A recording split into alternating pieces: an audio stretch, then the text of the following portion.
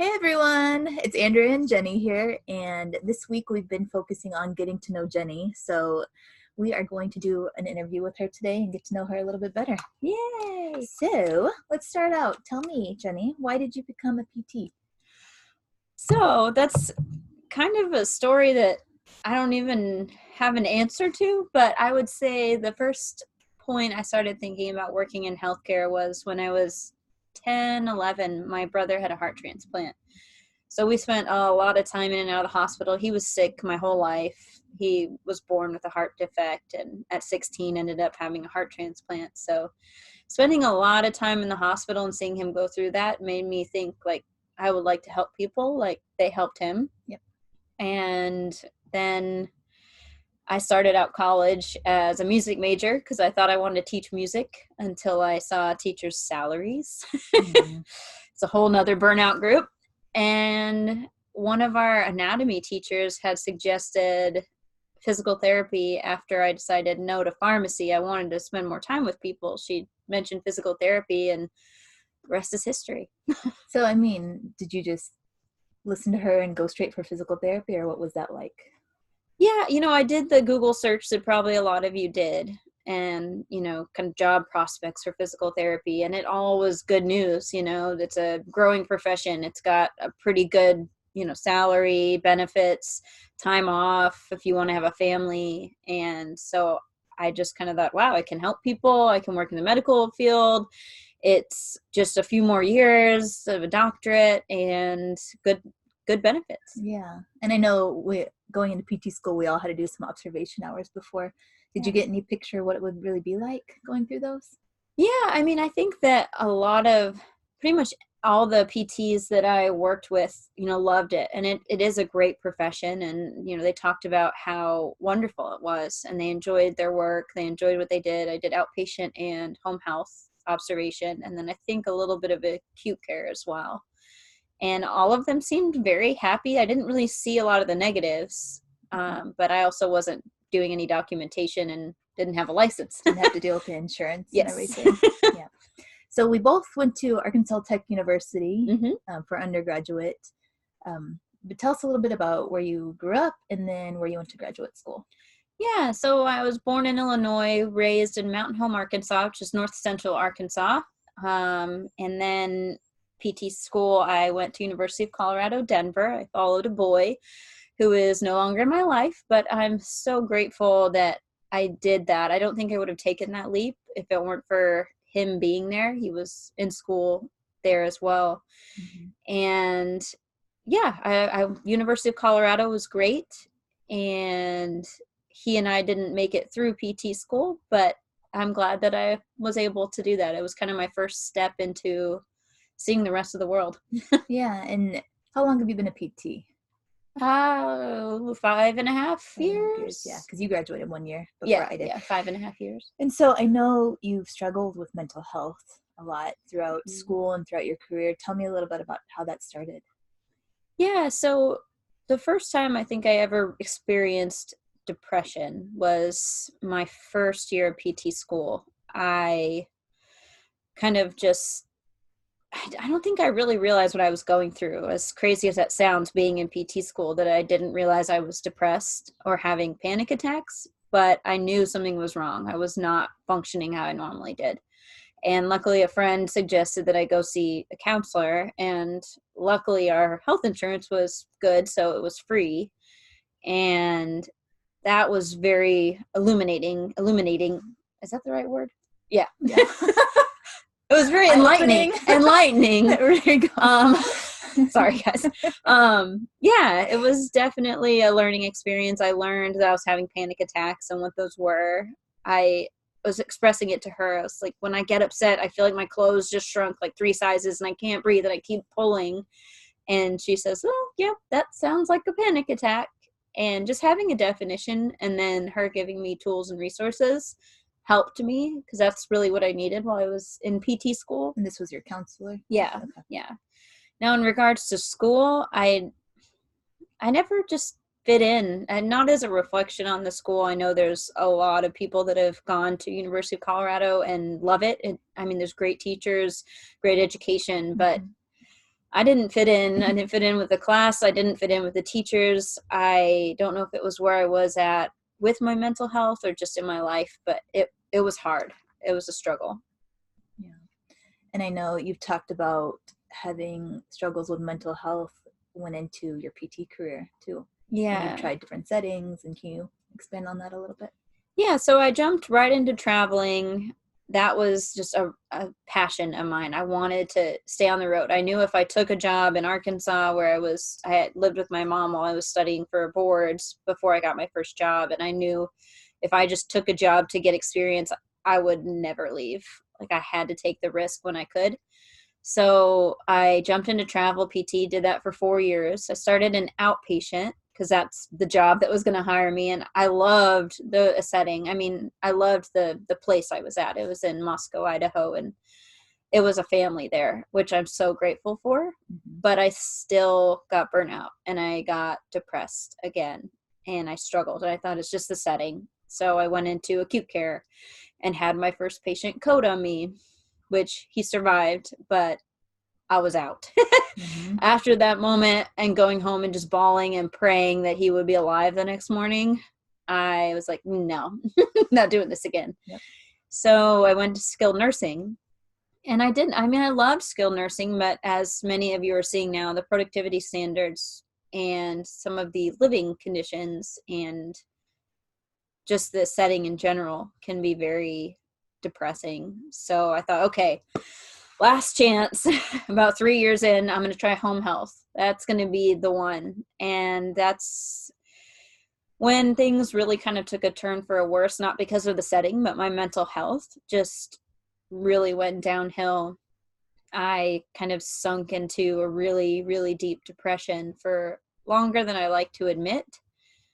And it wasn't until I kind of had this, I don't know, I think it sounds kind of silly that I was depressed and I was having suicidal ideation. And yet the moment I realized where I really needed help was the one thing that I've always loved is Zach and I's trips, like on the weekends and whatnot. We'll go visit a new place. So we were in Vermont, and for Thanksgiving, we went up to Quebec City, and it was beautiful. It was snowing. We were walking through a Christmas market, and all I wanted to do was go home and lay on the couch. And that's what we did. We left the next morning, and I went home and laid on the couch the rest of the weekend. Mm-hmm. And that was one of the big moments that I realized, what am I doing with my life? Like, all I'm doing is working and sleeping on the couch and working and sleeping on the couch. And that was not the life I wanted. Yeah. And so I know you stopped traveling after that. What did you do after that?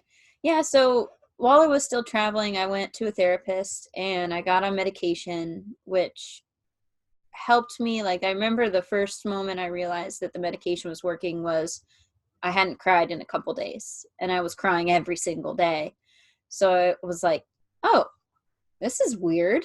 Okay. And it got to a point where a few weeks later, I was like, I can't cry. Like, I can't get it out, you know? And I'm like, I guess that's good. Like, that works. And then Zach and I had talked about everything, and I was talking to my therapist and decided to make some big changes. So we decided we wanted to stop traveling and be closer to family and establish some deeper, like, friendships. And we bought a home. And which is where we are now. Yeah, which is where we are now, and I love it. And yeah, I dropped to PRN, which was good. It helped. Days were going better, but still PRN was challenging. Yeah. For sure. And when I met you, that was about 6 or 7 months ago, you were still doing PRN. Mm-hmm. But tell me a little bit about your experience with PRN. I know you thought that was going to help. Yeah, so PRN I thought would be just enough. I could control it. I could control when I had to work and when I didn't. And I could still be a PT, but on my terms.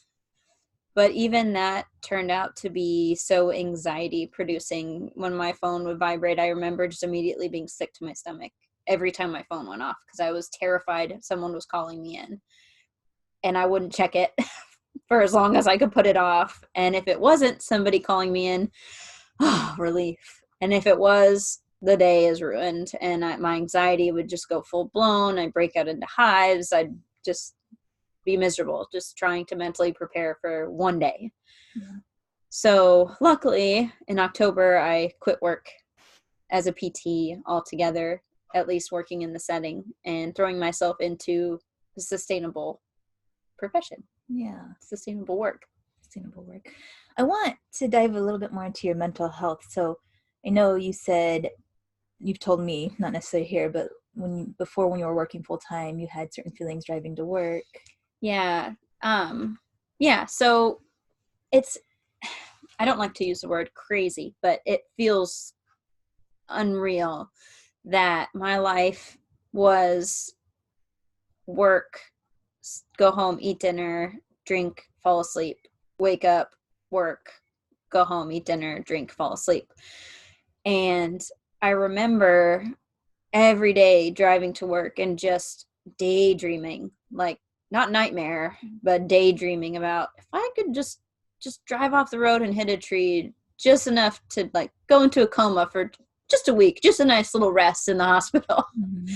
Or like break a leg so I couldn't work, but be able to get like a rest, just lay in the hospital bed. That was like my dream.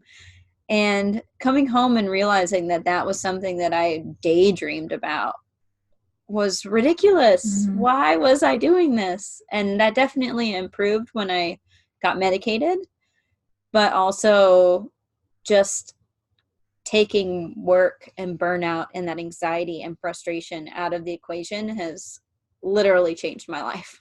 Yeah. Completely different. And I know you're not alone in saying that. I work with a lot of nurses. I've heard them talk like that. I've worked with different therapists, and I mean, that's hard. It's frustrating because you work so hard for so many years. I mean, your entire life basically builds up to getting that degree and getting a job. And then when you realize I can't do this job anymore, it is devastating and it's terrifying. But when I was able to finally let go of like the blame on myself and say, I'm a human being. I'm an intelligent and human being that wants to help people. It's not me, it's the system. And that needs to change in order for good people to be able to sustain themselves in a career like this. Right. And you dealing with your mental health struggles, was there any support given to you through school and the healthcare system? I would say if the support was there, it was not apparent to me. And part of that was, I think, that I didn't have a really great support system in school in regards to friendships.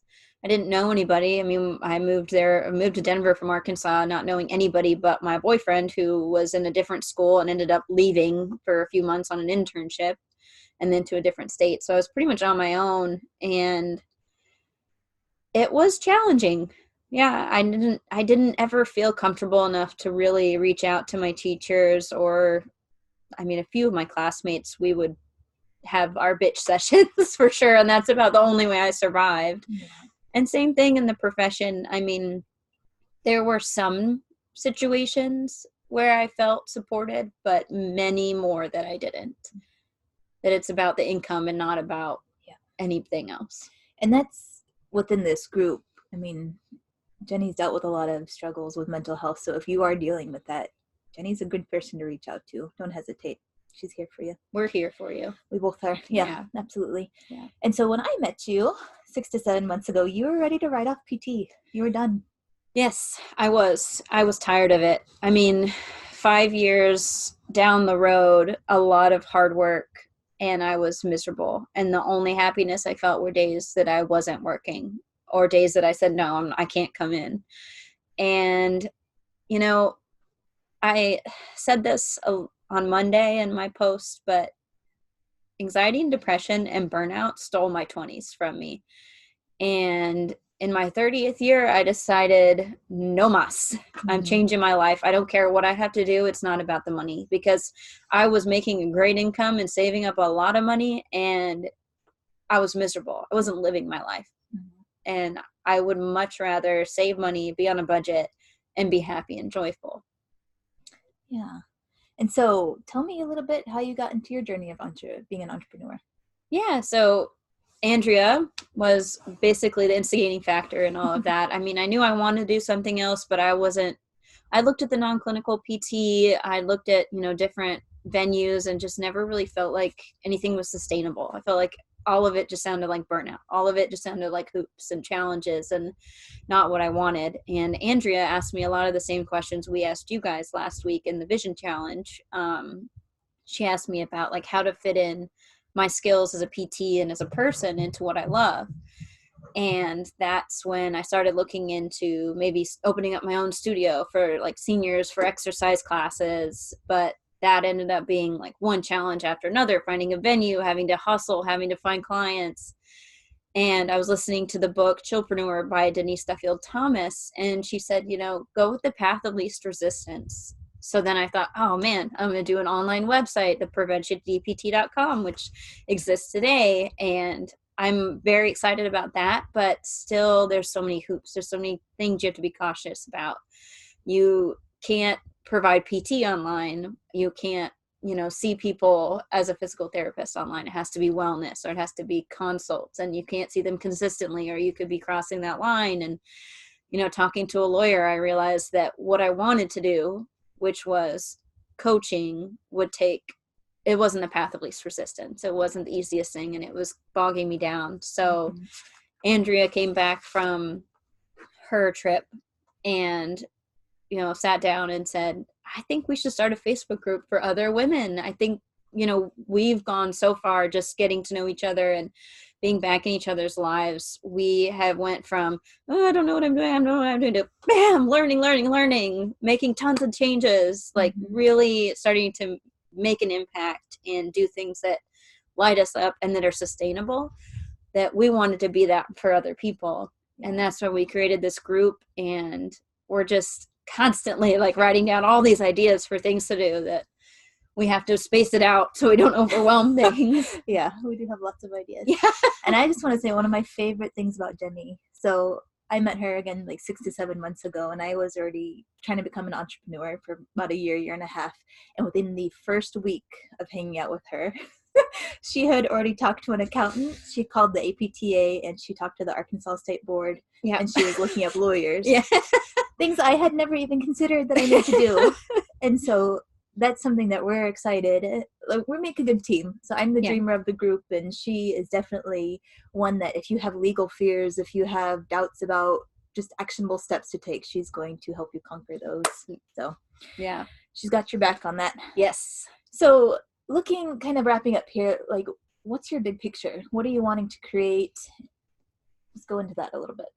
So kind of talking about the core values that we talked about in the Vision Challenge, mine is helping others. And when I realized that my helping others didn't have to be under the provision of my PT license, but could just be helping somebody somehow, creating this group for other women in healthcare made so much sense. And just the idea of helping other women get through their day, or learn to love their job, or to be able to stand up for themselves at their job, as well as creating ways to teach women how to maybe follow their dreams, be entrepreneurs, start something different and new. Like, it's amazing the society we live in today that's so much further along than our mothers, that we as women can be leaders, we can be business owners and be respected and treated, getting closer to equally to men. Working towards it. And the fact that we have such a power right now to create a community. And like one of the things I was saying to Andrea earlier is we want to start creating a community. We're a fellow army on the field with a lot of other groups, the non-clinical PT, like all these other groups that are being created that are saying, this is not okay. Our healthcare system is not sustainable.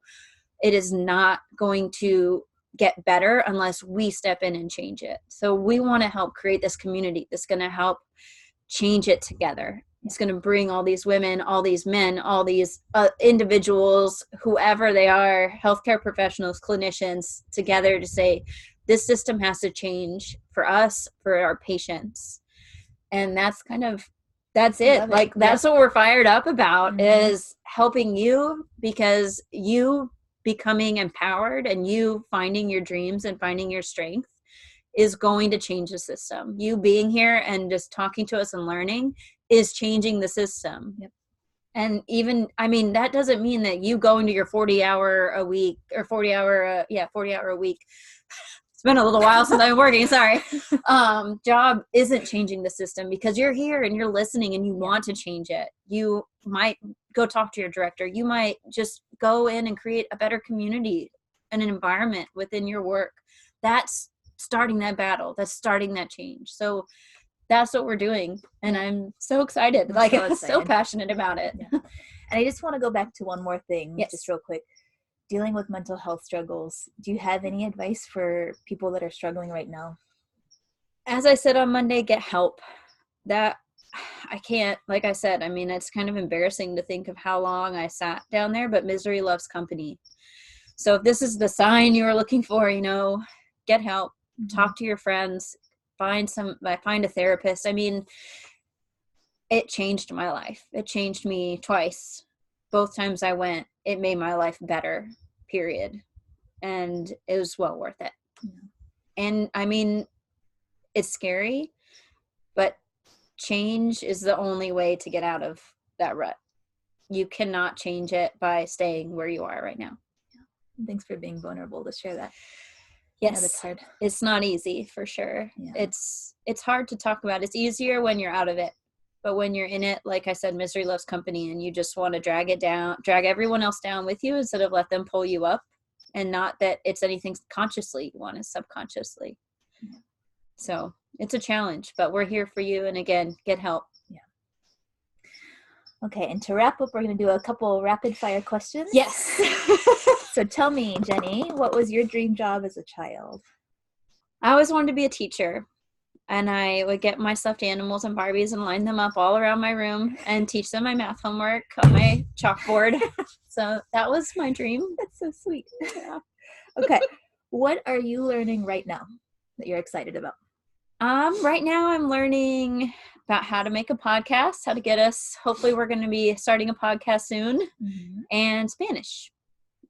Nice. And then what about making furniture? Oh yeah, well, not really making furniture, but yeah, we're making some outdoor pallet benches, and I'm just always doing little. This woman is talented in many ways. Crazy things. Okay, beer or wine? Beer, 100%. I'm an IPA girl, but basically a beer girl.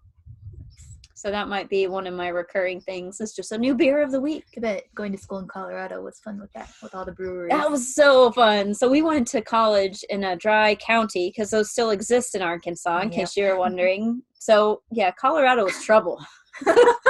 Big change from Arkansas. Big change. Like beer everywhere. Okay, and last question. If you could go anywhere in the world, where would you go? Right now, it's Belize. We really want to scuba dive in Belize, and there's about 1 million other places. Yeah, Thailand. She travels a lot. She has a really cool travel blog. Yeah, it's kind of been taking the backseat to what we've been doing here, but travelwithjenny.com. Also, my Instagram, I've got Travel with Jenny Instagram with some pictures, but yeah, and we have that information on the picture that says when we're going to spotlight her. Yeah.